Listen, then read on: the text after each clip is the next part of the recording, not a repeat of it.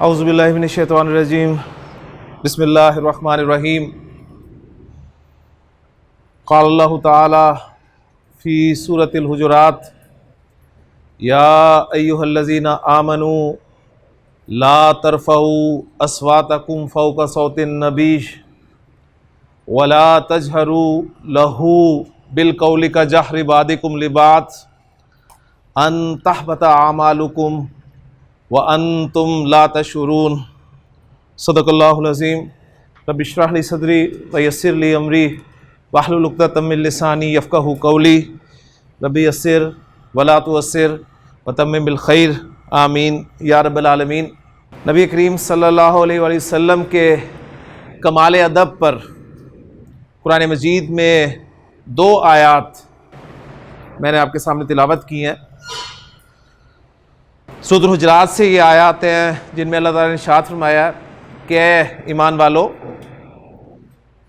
अपनी आवाज़ों को नबी करीम सल्लल्लाहु अलैहि वसल्लम की आवाज़ से बुलंद मत करो। तुम्हारी आवाज़ उनकी आवाज़ से ऊंची नहीं होनी चाहिए कि उनसे बात करते वक्त अपनी आवाज़ को ऊंचा ना करो, यानी उनसे ऊंची आवाज़ में बात मत करो। इन दोनों हरकतों का नतीजा क्या निकलेगा, बहुत सख्त है कि अनतहबत आमालुकुम, तुम्हारे आमाल हब्त हो जाएंगे, व अंतुम ला तशउरून, और तुम्हें पता भी नहीं चलेगा। इंसान इस दुनिया की ज़िंदगी में जो गुनाह करता है, आप जानते हैं कि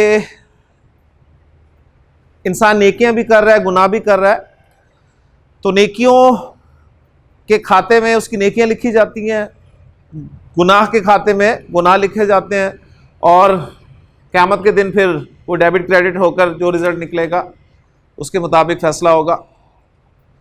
लेकिन कुछ गुनाह ऐसे होते हैं जो इंसान की नेकियों को ख़त्म कर देते हैं। ये उन्हीं गुनाहों में से एक गुनाह है जिसमें आपने देखा कि इंसान की नेकियां ख़त्म हो गई, और फिर ख़ास तौर पे जब इंसान को पता भी ना चले कि उसकी नेकियां जो हैं वो ख़त्म हो गई हैं, तो ये और काबिल तशवीश बात है। लिहाजा इंतहाई नाजुक मकाम है जी नबी करीम सल्लल्लाहु अलैहि वसल्लम के हवाले से कि जब आप ज़ुबान खोलें, अपनी ज़ुबान, यानी आज के दौर में हम इसको इस तरह इम्प्लीमेंट करेंगे। उस दौर में जब ये आयत नाजिल हुई तो तफासीर में जो वाक़यात आते हैं, एक सहाबी जिनकी आवाज़ कुदरती तौर पे थोड़ी ऊंची थी, जब उन्होंने ये आयत सुनी तो अपने आप को घर में बंद कर लिया और अपनी बीवी से कहा कि बाहर से दरवाज़ा बंद कर दो, मैं तो हलाक हो गया, मेरे तो अमाल सारे ज़ाया हो गए, इसलिए कि अल्लाह ताला ने मेरे बारे में ये आयत नाजिल कर दी है। नबी करीम सल्लल्लाहु अलैहि वसल्लम ने जब देखा कि वो नमाज में नहीं हाजिर हो रहे, तो आपने सहाबा से पूछा कि पता करो कहाँ हैं वो। तो जब मामला पता किया गया तो आपने उन्हें बुलाया और कहा कि नहीं, तुम उन लोगों में शामिल नहीं हो। असल चीज़ क्या थी कि सहाबा का कंसर्न कि वो जब भी कुरान की कोई आयत सुनते थे, नबी करीम सल्लल्लाहु अलैहि वसल्लम का कोई फरमान सुनते थे, तो उसे अपने ऊपर अप्लाई करने की कोशिश करते थे। तो उन्होंने सोचा कि मेरी आवाज़ ऊंची है, लिहाजा मेरे अमाल तो ज़ाया हो गए। इसी तरह हज़रत उमर रज़ियल्लाहु तआला अन्हु, इनकी आवाज़ भी थोड़ी सी ऊंची थी। तो तफसीर में लिखा हुआ था कि हज़रत उमर ने इस आयत के बाद इतना आहिस्ता बोलना शुरू कर दिया कि नबी करीम सल्लल्लाहु अलैहि वसल्लम को हज़रत उमर से पूछना पड़ता था कि उमर ज़रा ऊंचा बोलो, कह क्या रहे हो। यानी इस दर्जे उन्होंने एहतियात का जो है वो दामन थाम लिया। लेकिन आज के दौर में हम क्या करेंगे? आज के दौर में जाहिर बात है अब भी ये आयत वहीं लिखी हुई है नबी करीम सल्लल्लाहु अलैहि वसल्लम के रोज़े मुबारक पर, तो आप देखते हैं कि वहाँ पर बड़ा सुकून सा होता है, बड़ी खामोशी सी होती है। लेकिन नबी करीम सल्लल्लाहु अलैहि वसल्लम की कोई हदीस आपके सामने आ जाए, कोई बयान कर दे, आप अपनी बहस व मुबाहसे में मुब्तला हैं और उसमें कोई नबी करीम सल्लल्लाहु अलैहि वसल्लम का फरमान आपके सामने रख दे, तो आपकी ज़ुबान वहीं पर रुक जानी चाहिए, आपकी अपनी राय आगे नहीं होनी चाहिए। हाँ, ये अलग बात है कि फिर उस हदीस के हवाले से आप तहकीक कर सकते हैं कि वो हदीस सही है या उसका क्या लेवल है, लेकिन कम से कम आपकी ज़ुबान उस पर रुक जानी चाहिए। तो बड़ा एक नाजुक मकाम है जी ये नबी करीम सल्लल्लाहु अलैहि वसल्लम के, जैसे मैंने अर्ज़ किया कि कमाल अदब पर कुरान मजीद में ये आयत मौजूद है। तो इस हवाले से हमें बहुत एहतियात की ज़रूरत है कि इंसान को पता भी नहीं चलता, कोई ऐसी उसकी ज़ुबान से कोई बात निकल जाती है नबी वसल्लम के फरमान के हवाले से, या कोई ऐसी बात, अभी मैं इंशाअल्लाह ताला एक दो जिक्र और भी करूँगा। तो अल्लाह ताला से दुआ है कि अल्लाह ताला नबी करीम सल्लल्लाहु अलैहि वसल्लम का जो कमाल अदब है वो हमें करने की तौफीक अता फरमाए। और आप सल्लल्लाहु अलैहि वसल्लम हमारे सबसे बड़े मोहसिन हैं, दीन अल्लाह का दीन, अल्लाह का कलाम आप सल्लल्लाहु अलैहि वसल्लम के ज़रिए हम तक पहुँचा है, तो आप सल्लल्लाहु अलैहि वसल्लम का ये बहुत बड़ा एहसान है हम पर, और हम सारी ज़िंदगी आप सल्लल्लाहु अलैहि वसल्लम के इस एहसान का बदला नहीं चुका सकते।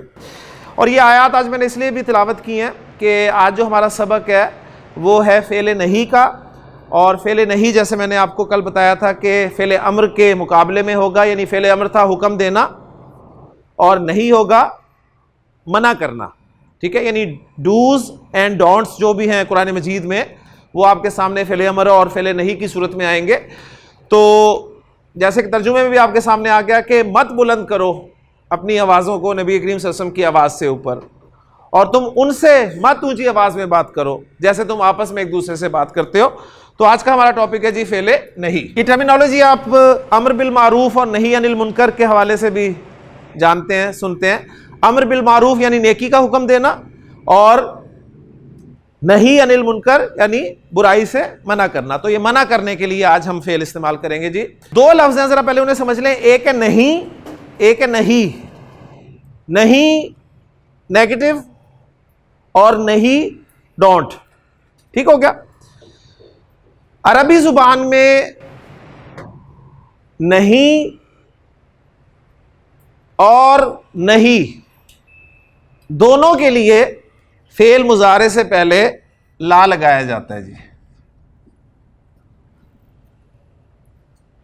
नहीं का मफहूम पैदा करना है तो भी फेल मुजारे से पहले आप ला लगाएंगे, और नहीं का मफहूम पैदा करना है तो भी फेल मुजारे से पहले ला लगाएंगे। लेकिन जाहिर बात है पता कैसे चलेगा कि कौन सा ला जो है वो नहीं वाला ला है और कौन सा ला जो है वो नहीं वाला ला है, तो उसका भी हल है। तो जैसे मैं जुमला आपके सामने लिखता हूं जी, ला यज़हबू, यहीं पर मुकम्मल कर देते हैं जुमले को। यज़हबू के माना थे वो जाता है या वो जाएगा, और ला यज़हबू वो नहीं जाता या वो नहीं जाएगा। तो ये ला जो है ये लाए नफी है, यानी नहीं के लिए इस्तेमाल हुआ। जो तर्जुमा ने किया ना वो नहीं जाता। अच्छा, अब मैं एक और ला लिख रहा हूं जी, और इसके बाद फेल मुजारे लिख रहा हूं ला। अब मैं सीगा भी चेंज कर रहा हूं और कह रहा हूं ला तज़हब।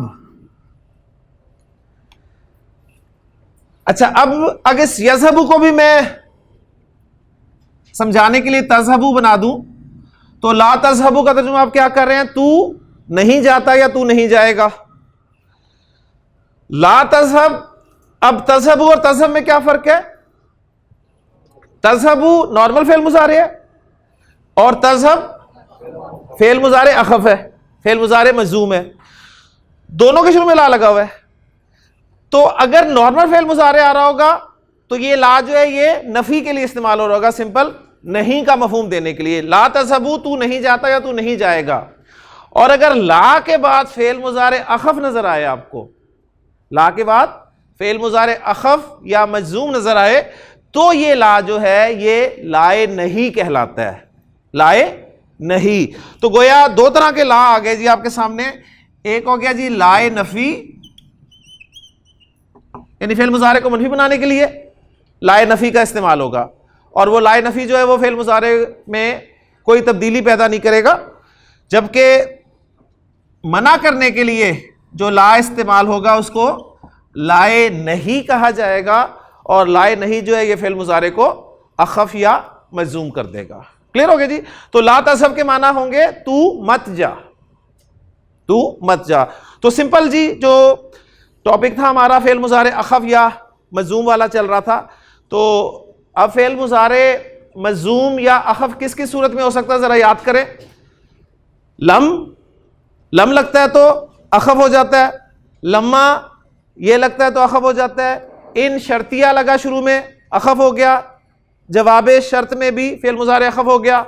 फिर उसके बाद लामे अम्र, उससे फेल मुजारे अखफ हो गया।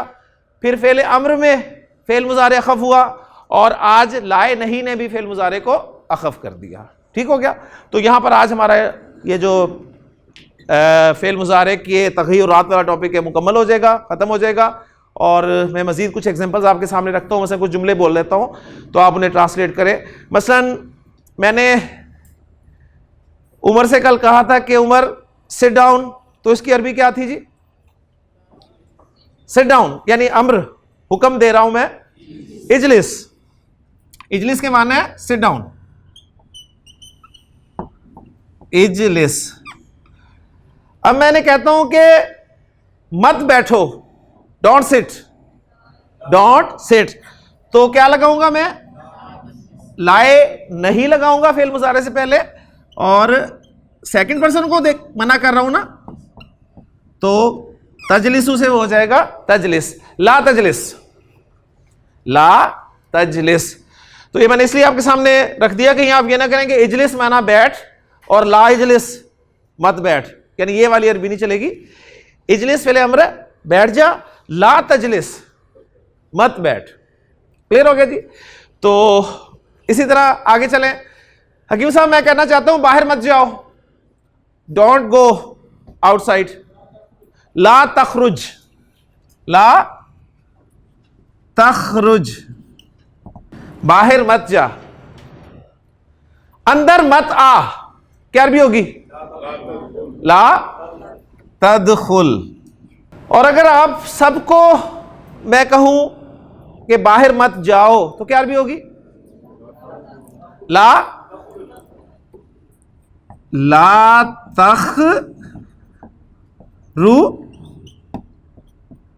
ला तखरुजू, ला तखरुजू मिनल फसली, क्लास से बाहर मत जाओ, क्लास में दाखिल मत हो, क्या अरबी होगी? ला तदखुलू फिल फसली, ला तदखुलू फिल फसली। मैं लिख देता हूं बोर्ड पे जी, ला तदखुलू, मत दाखिल हो। हजरत याकूब अलैहिस्सलाम ने अपने बेटों को नसीहत करते फरमाया था, या बनिया, ए मेरे बच्चों, ला तदखुलू मिन बाबिन वाहिदिन, एक ही दरवाजे से दाखिल मत होना, वदखुलू, बल्कि दाखिल होना मिन अबवाबिन मुतफर्रिकातिन, मुख्तलिफ दरवाजों से दाखिल होना। ठीक है, अब मैं लाता हूं जी वो जो आयत मैंने आपके सामने तिलावत की है। पहली में आया है जी, ला तरफाऊ, ला तरफाऊ, मत बुलंद करो। क्या बुलंद मत करो? मफूल चाहिए आगे, अस्वाताकुम, अस्वात जमा है सौत की, सौत, और अस्वाताकुम मुरक्कब इजाफी हो गया। ला तरफाऊ अस्वाताकुम, अपनी आवाजों को बुलंद मत करो। फौका सौतिन नबी, सऊद का लफ्ज भी आ गया, वाहिद लफ्ज भी आ गया, फौका सौतिन नबी, नबी करीम सल्लल्लाहु अलैहि वसल्लम की आवाज के ऊपर। और फिर फरमाया वला तजहरू, जहर भी ऊंची आवाज के लिए लफ्ज इस्तेमाल होता है। जैसे हाँ हमारे नमाजें मशहूर हैं, जाहरी नमाज होती है और एक सिर्री नमाज होती है। तो क्या फ़र्क होता है जी जाहरी और सिर्री में? सिर्री में खामोशी से इमाम जो है वो किरात करता है, और जाहरी में ऊंची आवाज़ में, तो आवाज़ को ऊंचा करना। तो वला तजहरू लहू, और मत ऊंची आवाज़ में बात करो उससे, यानी नबी करीम सल्लल्लाहु अलैहि वसल्लम से बिल कौली बात करने में। अगर तुमने ऐसा कर दिया तो क्या होगा? तुम्हारे अमाल, सारे के सारे अमाल ज़ाया हो जाएंगे, व अंतुम ला तशउरून, और तुम्हें पता भी नहीं चलेगा, पता भी नहीं चलेगा। तो बहुत एहतियात का मकाम है जी नबी करीम सल्लल्लाहु अलैहि वसल्लम के हवाले से, कि जब भी आप सल्लल्लाहु अलैहि वसल्लम का मौजू डिस्कस हो, आपकी कोई हदीस सामने आए, तो पूरी एहतियात की ज़रूरत है जी। ठीक है, अपनी इल्मियत, अपने जो भी आपकी सोच है उसको साइड पे करके आवाज़ आपकी रुक जानी चाहिए, कि कोई ज़ुबान से आपके ऐसा लफ्ज़ ना निकल जाए कि आपको पता भी ना चले, और आपका नेकियों का खाता है जो 0 से मल्टीप्लाई हो जाए और रिजल्ट जो है वो 0 निकले। अब मैं नबी करीम की एक हदीस आपके सामने बोर्ड पे रखने लगा हूं जी। आयात भी हो गई अल्हम्दुलिल्लाह। तो कुरान मजीद में बेशुमार आयात हैं जी जो फेले नहीं के मुतालिक होंगी। मसलन जैसे अल्लाह ताला ने फरमाया व अम्मा साइला फला तनहर, ला तनहर, हुक्म दिया ला तकराबुस सलाता, ला तकरबू अस्सलाता, नमाज के करीब मत जाओ। ये आयत बड़ी पसंद है लोगों को, कुरान से साबित हो जाता है जी नमाज के करीब नहीं जाना। देखें अल्लाह ने मना कर दिया, पूरी नहीं पढ़ते। वान तुम सुकारा, जब तुम नशे की हालत में हो उस वक्त नमाज के करीब नहीं जाना। वैसे हुक्म है, जगह जगह हुक्म है कि नमाज पढ़ो, नमाज कायम, पढ़ने का भी नहीं हुक्म, नमाज कायम करने का हुक्म दिया। हज़रत अबू बकर के साथ जब हुज़ूर अकरम सल्लल्लाहु अलैहि वसल्लम गए, जब वो हिजरत वाला सफ़र था तो हार वाला वाक़या, तो अबू बकर ने फरमाया कि बिल्कुल कुफार जो है वो मुशरिकीन ऊपर हैं, और अभी उन्होंने अगर ज़रा अपने पैरों में ही देख लिया तो हम पकड़े गए। तो नबी अकरम ने फरमाया कि ला ताहज़न, ला ताहज़न इन्नल्लाह माअना, घबरा मत, अल्लाह हमारे साथ है। ठीक है, तो इससे आप ये देखें कितना यकीन है, कितना ईमान है। तो अब मैं एक हदीस ही आपके सामने लिखता हूँ बोर्ड पे, उसे इंशाल्लाह ग्रामेटिकली जो है हम एनालाइज करेंगे जी। नबी करीम सल्लल्लाहु अलैहि वसल्लम की बहुत खूबसूरत हदीस है जी, मुख्तसर सी हदीस है, और हदीस सुन के हम ज़रा देखेंगे कि हम में से कितने लोग जो हैं इस हदीस पर अमल करते हैं। आप सल्लल्लाहु अलैहि वसल्लम ने फरमाया, लाए नहीं इस्तेमाल करते हुए, ला ताकुलू,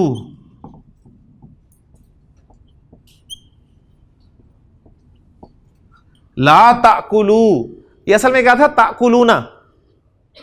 ताकुलूना से क्या बन गया, लाए नहीं की वजह से ताकुलू, ला ताकुलू मत खाओ, ला ताकुलू मत खाओ, ला ताकुलू बिशिमाली, शिमाल, शिमाल जो है ये ऑपोजिट है जी यमीन का।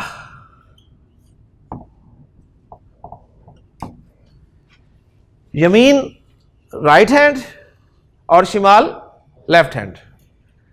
यमीन का लफ्ज जैसे अल्लाह ताला ने मूसा अलैहिस्सलाम से फरमाया कि मा तिलका बी यमीनी का, बी यमीनी का या मूसा, ए मूसा तेरे दाएं हाथ में क्या है, काला ही आसाया, तो बोले कि मेरी लाठी है। तो शिमाल ये यमीन का अपोजिट है, और एक इससे मिलता जुलता लफ्ज, शिमाल से मिलता जुलता लफ्ज हम इस्तेमाल करते हैं जी शमाल, शीन की जबर के साथ। एक है शिमाल, एक है शमाल। जो शिमाल है ये शिमाल यमीन का अपोजिट है, और ये जो शमाल है ये जनूब का अपोजिट है।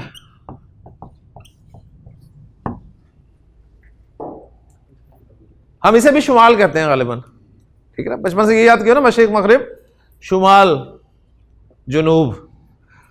तो शमाल शीन की जबर के साथ आपकी वो डायरेक्शन आ गई, और शिमाल शीन की जेर के साथ लेफ्ट हैंड। तो ला ताकुलू बिशिमाली, बाएं हाथ से मत खाओ। फ़इन्न शैताना,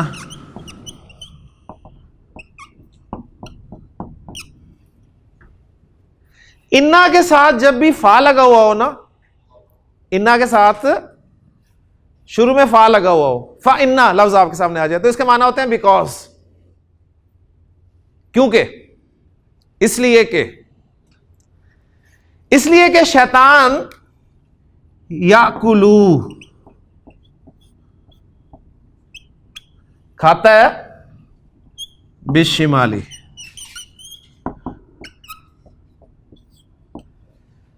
ला ताकुलू बिशिमाली फ़इन्न शैतान याकुलू बिशिमाल, बाएं हाथ से मत खाओ, इसलिए कि शैतान बाएं हाथ से खाता है। यमीन दाएं, तो दायां हाथ भी मुराद है उससे, दाईं साइड भी मुराद है। क्लियर हो गया? तो नहीं, यद का अलग से लाने की उसमें ज़रूरत नहीं है, यानी अरबी जी हाथ ही ज़ाहिर बात है इस्तेमाल होगा। तो अगर मैं आपसे सवाल करूं जी इस हदीस की रोशनी में कि माशाल्लाह आप में से कौन कौन जो है वो बाएं हाथ से खाता है जी? खान साहब दाएं से खाते हैं जी?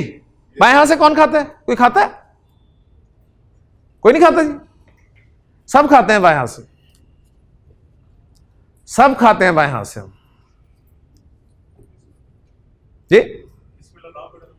नहीं, बाएं हाथ यूज करते हैं खाने के लिए, जरा गौर करें। नहीं खाते? दोनों हाथ, ये दोनों हाथ कर लें खैर है, लेकिन सर दोनों हाथ इस्तेमाल कर ले खैर है, वो दाएं इन्वॉल्व हो गया तो ओके, लेकिन बाएं हाथ से खाते हैं हम। अभी आपके सामने यहां पर चाय और बिस्किट आ जाएं, क्यों जी, है कि नहीं है? दाएं हाथ में आपके चाय का कप होगा नदीम साहब, और बिस्किट आप किस हाथ से खाएंगे? डेफिनेटली आप लेफ्ट हैंड यूज करेंगे। आप फिर भी नहीं खाएंगे? ओहो, तो डेलिब्रेटरी, यही तो चक्कर है ना, जानबूझ के कौन करता है? हम जानबूझ के तो खान साहब कुछ भी नहीं कोई करता ना, ठीक है ना, जानबूझ के कोई नहीं करता, लेकिन गैर इरादी तौर पे आपका बाएं हाथ इन्वॉल्व हो जाता है। अब यहां पर सवाल पैदा होता है बाएं हाथ वो किसका है? वो भी तो आपका ही है। तो मैंने कहा कि जी हम सब खाते हैं, गैर इरादी तौर पे खा लेते हैं, या वैसे ही आप कहें कि रोटी का निवाला लिया, खीरा लेफ्ट हैंड से उठा लिया, सही है, मुंह में गया, ये खान साहब को पकड़ना है किसी दिन से लेफ्ट हैंड से खाते हुए, ठीक है, ये अभी तक नहीं मान रहे। अच्छा जी, अब ये देखिए असल में हुआ क्या है। हदीस के हवाले से शायद ये बात पता था कि जी लेफ्ट हैंड से नहीं खाना चाहिए, लेकिन हदीस थी ये हमारे इल्म में नहीं था, लेकिन बहरहाल जहन में रखें कि ये ऐसे ही नहीं सब कुछ हो गया। एक खास सोच, एक खास फिक्र कि किसी तरह इन मुसलमानों को, यानी जो इस्लाम दुश्मन अनासिर है ना, उनकी कोशिश यही होती है कि अल्लाह और उसके रसूल के जो अहकामात हैं ना, उनसे किसी ना किसी तरह इन्हें दूर किया जाए मुसलमानों को। और ये पूरी प्लानिंग्स हैं, बड़ी प्लानिंग्स हो रही हैं, अरसे से प्लानिंग्स हो रही हैं, और सालों की, सैकड़ों सालों की प्लानिंग्स हैं ये कि कैसे इनको दूर किया जाए। मुसलमान तो कट मरने के लिए तैयार है, आपको पता है, जहाँ पर अल्लाह उसके रसूल का कोई फरमान आ जाता है। तो बहरहाल सबसे पहले ये सिलसिला शुरू हुआ जी एलीट क्लास को, उसी में ट्राई की जाती है ना, उन्हें दे दिया गया जी छुरी कांटा। छुरी कांटे का उसूल क्या खान साहब? फोक किस हाथ में होता है और छुरी किस हाथ में होती है?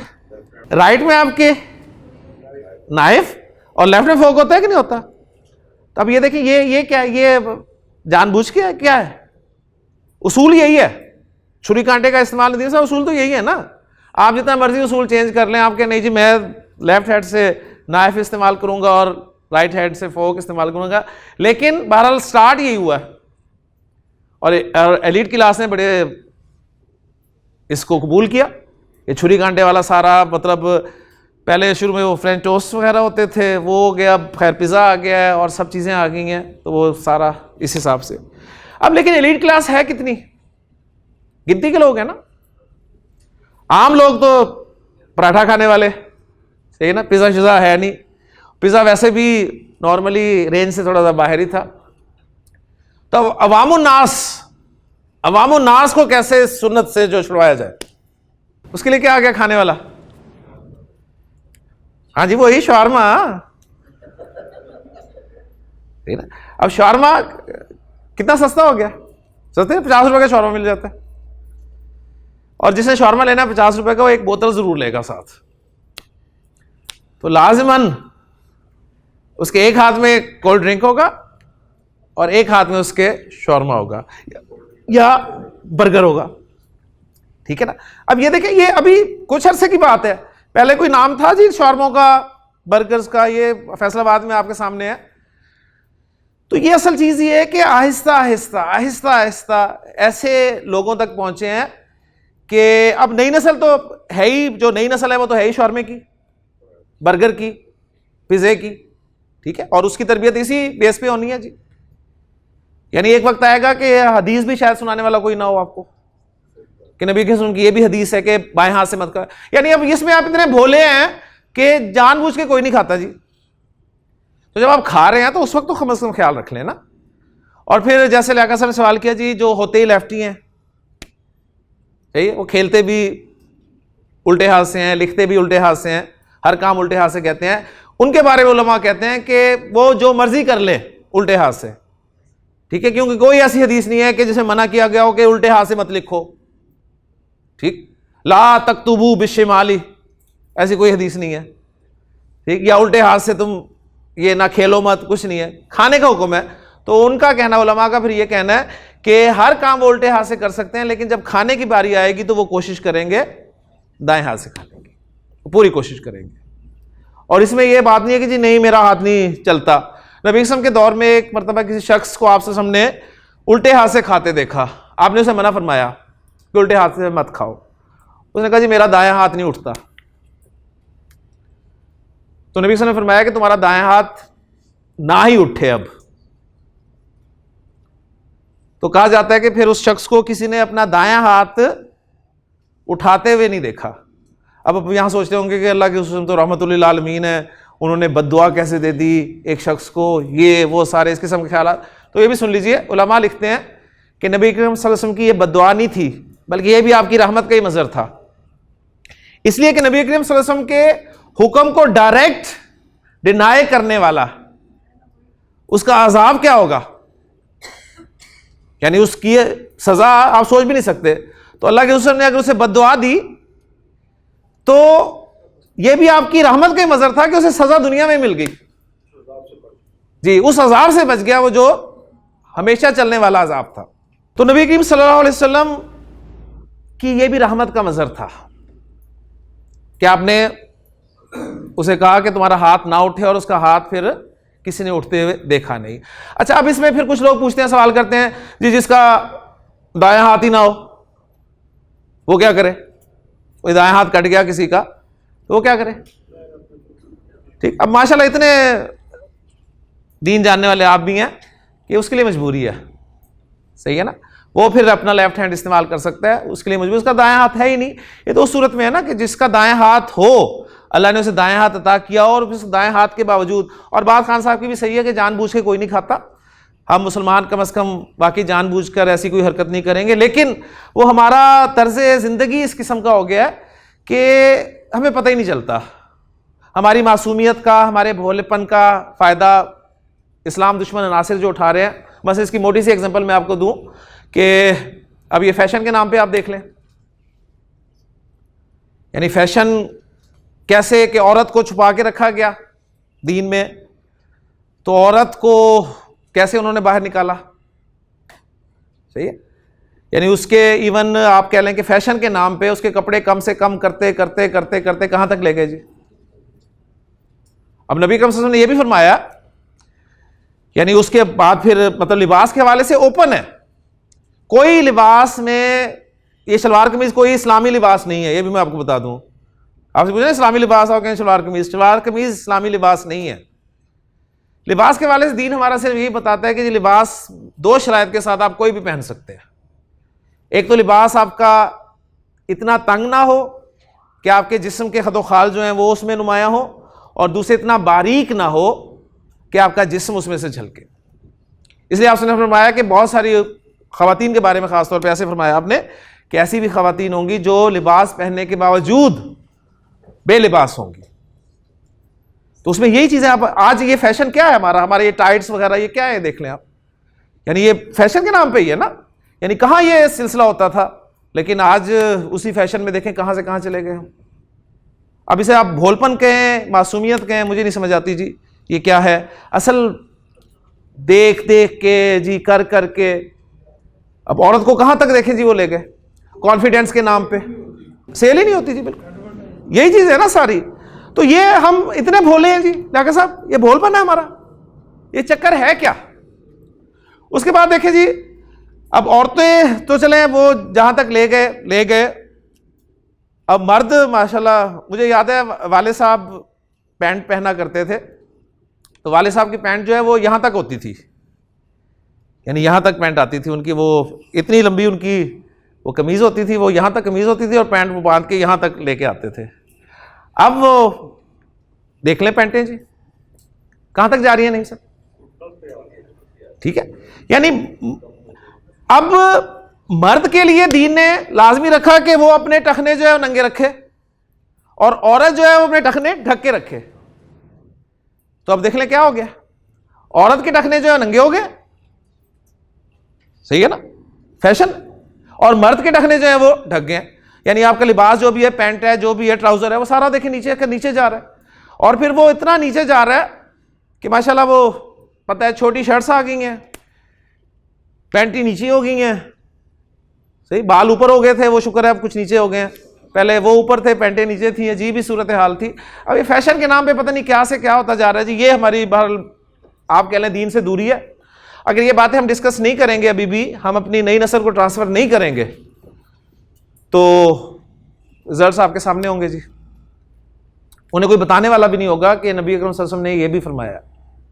तो बहरहाल आंखें खोल कर ज़िंदगी गुजारें जी, माशाल्लाह सब आंखें खोल के ज़िंदगी गुजार रहे हैं, लेकिन यहाँ पर आंखें खोलना जो है वो दूसरे माना में है कि सब कुछ देखें। अल्लाह ताला ने दुनिया जो है दी है आपको, ये बरतने के लिए दी है, इस्तेमाल करने के लिए दी है, इसे इस्तेमाल करें, अच्छे से अच्छा इस्तेमाल करें।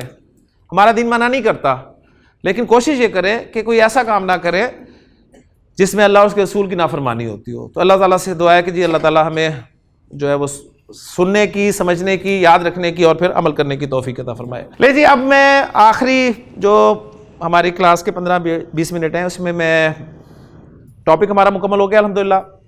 फ़ेल मुज़ारे के तग़य्युरात हमारे मुकम्मल हो गए हैं।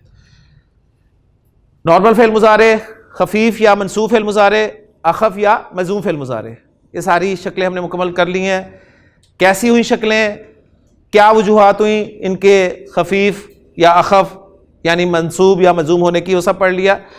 अब ये जो मैं आपके सामने माजी और मुजारे बना देता हूं ना कि जी ये माजी है, ये मुजारे है, जैसे ज़हाबा का मुजारे यज़हबू, खराजा का यखरुजू, दखला का यदखुलू, नसरा का यनसुरू, फतह का यफ्तहू। तो माशाल्लाह आपको देखें सारे मेरे साथ ही याद हो गए। तो आज हम इनको सबको कंक्लूड करेंगे, एक एंड रिजल्ट निकालेंगे कि अब मैं आपको माजी और मुजारे आइंदा नहीं बताऊंगा, अब मैं सिर्फ आपको एक हर्फ बताया करूंगा और उस हर्फ के बताते ही आप उस फेल से माजी और मुजारे खुद ही बना लिया करेंगे इंशाल्लाह ताला। अब ये हम काम करने लगे हैं जी, ठीक है। तो ये इंशाल्लाह ताला आज हम इसको फाइनल करेंगे और इसके बाद हमारे चंद गिनती के टॉपिक्स रह गए हैं, वो इंशाल्लाह कवर करके तो हमारा कोर्स जो है वो पहला पार्ट जो है इंशाल्लाह इख्तिताम को पहुंच जाएगा। हमने जो मुख्तलिफ फेल माजी और फेल मुजारे किए हैं उनमें से चंद एग्जाम्पल के तौर पे मैं बोर्ड पे लिख रहा हूँ जी। मसलन हमने कुछ वर्ब्स किए, माजी था जी हमारा फतह और इसका मुजारे क्या था जी यफ्तहू, माशाल्लाह। फिर एक हमने एग्जाम्पल की थी ज़राबा, इसका मुजारे क्या बना था जी यज़रिबू। फिर एक हमने की थी एग्जाम्पल नून स्वाद रा, नसरा यन सुरू। ये तीन एग्जाम्पल मैंने आपके सामने लिखी हैं मुख्तलिफ वर्ब्स को सामने रखते हुए। ज़हाबा यज़हबू भी हमने किया, करा यकरऊ भी किया, दखला यदखुलू भी किया, खराजा यखरुजू भी किया, जलसा यजलिसू भी किया, मुख्तलिफ किए। उसमें से ये तीन एग्जाम्पल्स मैंने आपके सामने रख दी और ये तीन एग्जाम्पल्स इसलिए रखी कि आप देखेंगे इन तीनों एग्जाम्पल्स में जो माजी है उसमें ऐन कलिमा की हरकत जरा नोट करें, क्या है जी जबर जबर जबर। तो जब माजी में ऐन कलिमा की हरकत जबर होगी तो आपने देखा मुजारे में ऐन कलिमा की हरकत जो है वो जबर भी हो सकती है, जेर भी हो सकती है, पेश भी हो सकती है। ठीक हो गया। मजीद एग्जांपल्स दो लिख रहा हूं जी। एक हमने वर्ब पढ़ा था माजी में सीन मीम ऐन, क्या बना था माजी समिया, और इसका मुजारे क्या आया था यस माऊ। और मैंने आपको बताया था कि जब भी माजी में ऐन कलिमा जेर वाला होगा तो मुजारे में 99.99% चांसेस होंगे कि ऐन कलिमा जबर वाला होगा, ठीक है।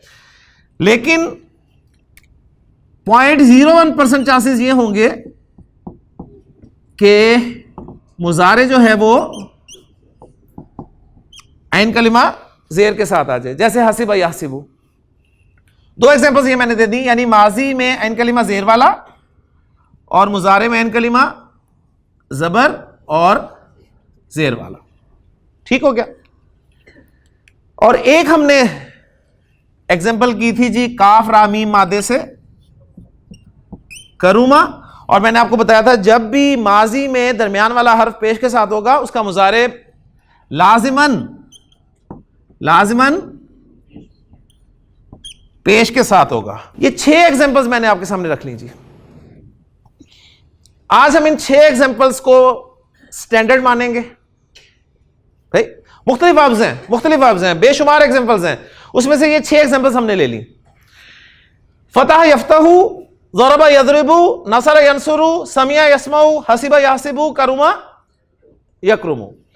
अब मुझे बताएं फतह, ज़रबा, नसरा, समिया, हसीबा, करुमा, इन 6 माजी के जो अल्फाज हैं इनका पहला हर्फ जरा क्या है ये मुझे बताएं। फतह का पहला हर्फ क्या है जी?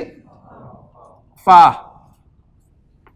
ज़रबा का पहला हर्फ ज़ाद, नसरा का नून, समिया का सीन, हसीबा का हा और करुमा का काफ। इनका पहला मैंने हर्फ ले लिया। फा, दुआ, नून, सीन, हा, काफ। क्लियर हो गया। अब देखें मैं आपको जहां पर लेके जाना चाह रहा हूं, आसान सी एग्जांपल आपके सामने रखता हूं। इलेक्शन करीब है जी, करीब ही है ना बज़ाहिर। अच्छा जी, माशाल्लाह पार्टीज का भी आपको पता होगा, आपकी अपनी अपनी कोई ना कोई पार्टी होगी लाजिमन। तो फर्ज किया आपके सामने आ गया लिखा हुआ मुस्लिम लीग, सही। तो आप मुझे बता सकते हैं कि यहां पर मुस्लिम लीग, कौन सी मुस्लिम लीग मुराद है? नहीं बता सकते ना, नहीं बता सकते। अच्छा, अब मैं इसके आगे ब्रैकेट में लिख देता हूं नून, तो पहचान लेंगे आप? पहचान गए ना?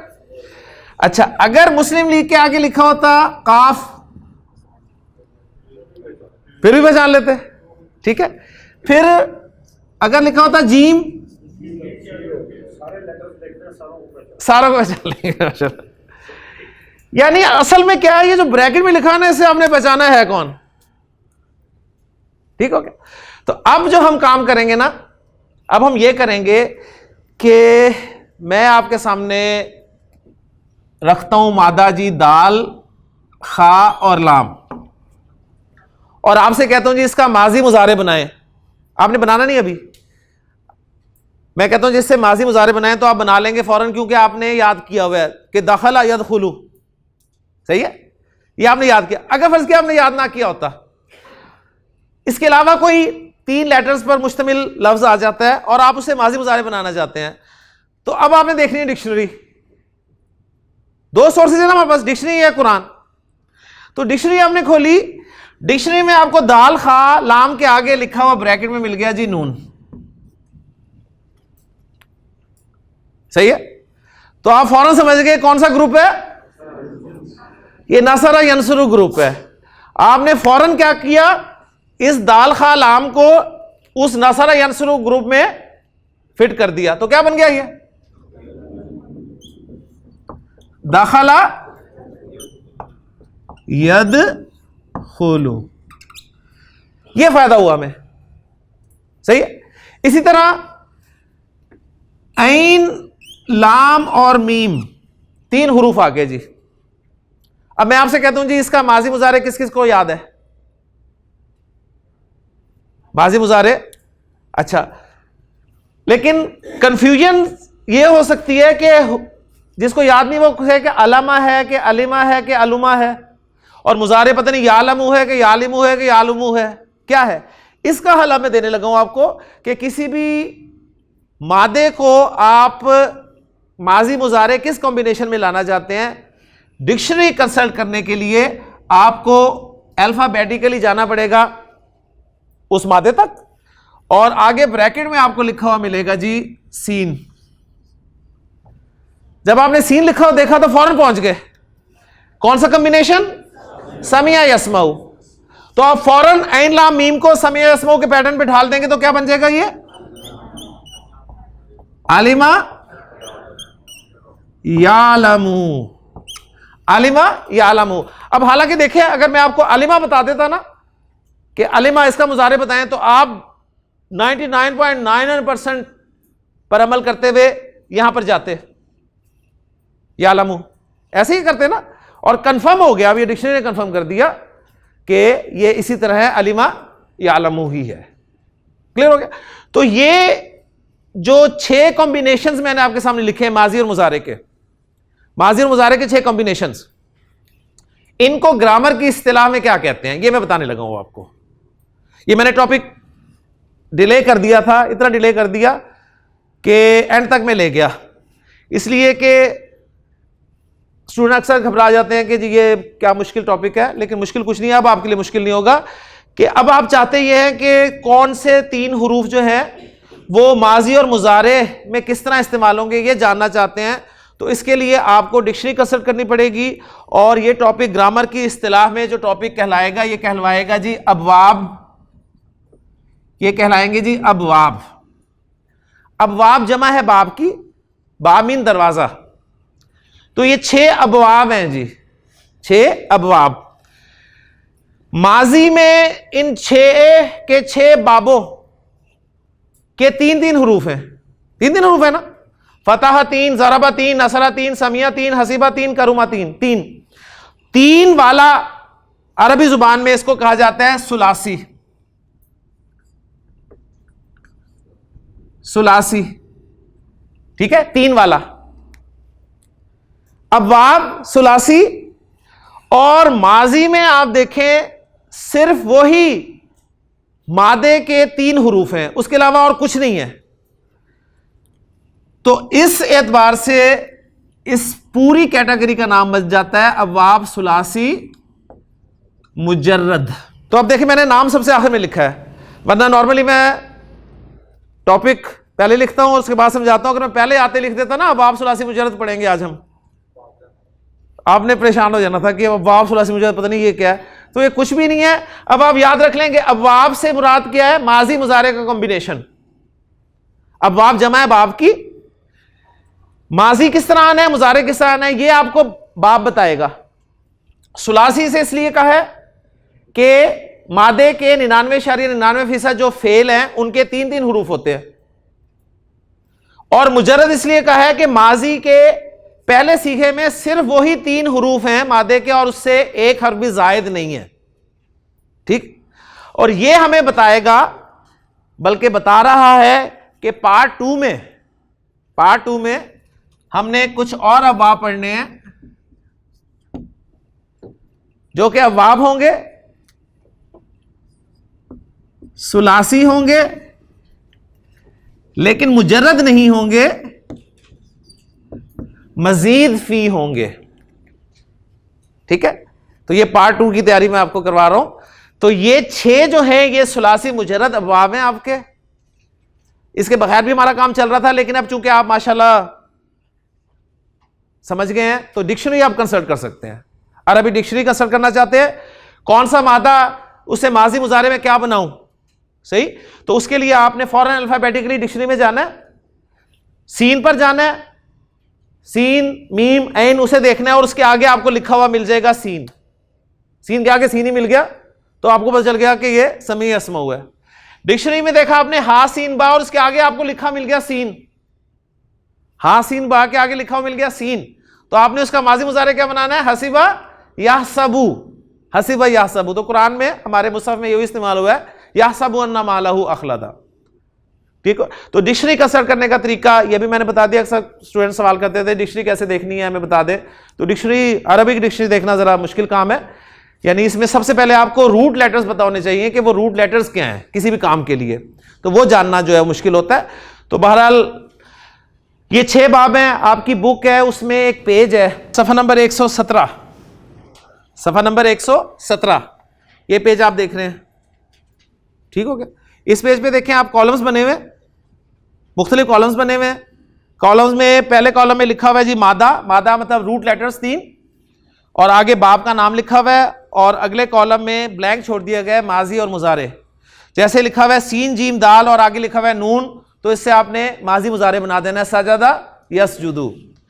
फिर नीचे लिखा हुआ है गैन फा रा, आगे लिखा हुआ है द्वाद ब्रैकेट में, तो आपने फौरन देखा दौराबा यदरिबू, तो आपने कर दिया गफरा यगफिरू। फिर नीचे आपने देखा जी शीन हा दाल लिखा हुआ है, ब्रैकेट में सीन है, तो आपने कहा अच्छा शाहिदा यशहदू। तो ये इंशाल्लाह ताला कोई हैं तकरीबन आप कह लें कि 40-45, ये आप जब हाथ से निकाल लेंगे एक मरतबा, तो ये छोटा सा एक टॉपिक था, ये भी अल्हम्दुलिल्लाह कवर हो गया हमारा। और ये अब्वाब सुलासी मुजर्रद कहलाते हैं। इन्हें बस आपने इस तरीके से याद रखना है कि अब्वाब का मतलब क्या है, कॉम्बिनेशन ऑफ माजी एंड मुजारे। सही है। सुलासी इसलिए कह रहे हैं कि 3 हुरूफ होते हैं 99.99% अफआल के, और मुजर्रद इसलिए कह रहे हैं कि माजी में वही 3 हुरूफ हैं। तो अब जो आपसे गुफ्तगू होगी वो बाबों के हवाले से होगी, ठीक है। अरबी जुबान के मैंने अब्वाब की बजाय बाबे कहता हूं, बाबों की बड़ी अहमियत है जी। मसला हमारा यह है कि हमने बाबों को अहमियत देना छोड़ा हुआ है और इस वजह से बहुत बुरा हाल है। तो इन बाबों को अच्छी तरह पक्का कर लें, ठीक। 6 बाब ये हैं और 8 बाब हम सेकंड पार्ट में पढ़ेंगे, तो 14 बाब पढ़कर आप इंशाल्लाह ताला कुरान मजीद के तमाम अफ़ाल को समझ सकते हैं इंशाल्लाह ताला। ठीक हो गया। तो ये हमारा सुलासी मुजर्रद अब्वाब का छोटा सा टॉपिक था, ये आप प्रैक्टिस कर लेंगे। अब हमारे मेन 1-2 टॉपिक्स हैं जी छोटे छोटे, वो इंशाल्लाह ताला हम बाकी दिनों में कवर करने की कोशिश करेंगे। अल्लाह ताला से दुआ है कि अल्लाह ताला ने जहां यहाँ तक पहुँचाया है वो बाकी छोटे टॉपिक्स भी मुकम्मल करने की और समझने की तौफीक अता फरमाए। सुब्हानकल्लाहुम्मा व बिहम्दिका अशहदु अल्ला इलाहा इल्ला अंता अस्तगफिरुका व अतूबु इलैक।